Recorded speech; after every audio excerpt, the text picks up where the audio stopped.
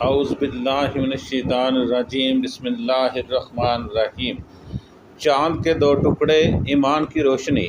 یمن کی سرزمین پر ایک نامور سردار تھے، حبیب بن مالک، بہت عزت، دولت، وجاہت کے مالک، مگر دل میں ایک گہرا زخم لیے اپنی بیٹی ستیحہ کا دکھ۔ وہ بیٹی جو اندھی تھی، بہری تھی، لنگڑی تھی، گونگی تھی، باپ کے دل کا ٹکڑا، مگر تقدیر کی ماری ہوئی۔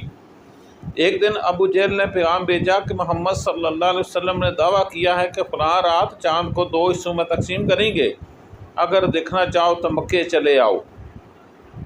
حبیب بن مالک حیران بھی تھے، متجسس بھی۔ دل میں سوچا اگر یہ سچ ہوا تو یقیناً یہ کوئی عام انسان نہیں ہو سکتا۔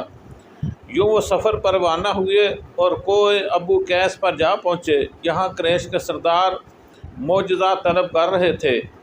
پھر وہ لمحہ آیا، آقا و مولا صلی اللہ تعالیٰ علیہ وآلہ وسلم تشریف لائے۔ وہ چہرہ جس پر نبوت کا نور جھلک رہا تھا۔ آپ صلی اللہ علیہ وسلم نے آسمان کی طرف اشارہ فرمایا اور یکا یک چاند دو ٹکڑوں میں تقسیم ہو گیا۔ نصف چاند ایک پہاڑ کے پیچھے، نصف دوسرے کے پیچھے۔ زمین و آسمان گواہ بن گئے اور دل تھم گئے، آنکھیں ساکت ہو گئیں۔ یہ منظر تقریباً 1.5 گھنٹہ تک قائم رہا۔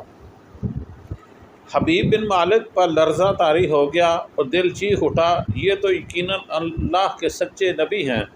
وہ دوڑتے ہوئے حضور صلی اللہ علیہ وسلم کے قدموں میں آ گئے اور عرض کیا، یا رسول اللہ صلی اللہ علیہ وسلم، سب کچھ دیکھ لیا، مان لیا، مگر ایک سوال ہے، بتائیں میرے دل کا زخم کیا ہے؟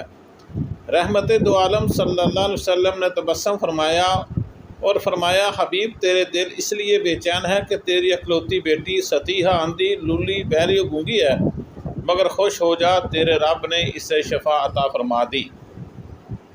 یہ سنتے ہی حبیب بےتاب ہو کر گھر کی طرف دوڑے۔ دروازہ کھٹکھٹایا تو حیرت سے دیکھا وہی بیٹی ستیحہ جو کبھی بول نہیں سکتی تھی، دروازہ کھول کر مسکرا رہی تھی، لبوں پر کلمہ طیبہ جاری تھا۔ باپ نے روتے ہوئے پوچھا، بیٹی یہ کلمہ تجھے کس نے سکھایا؟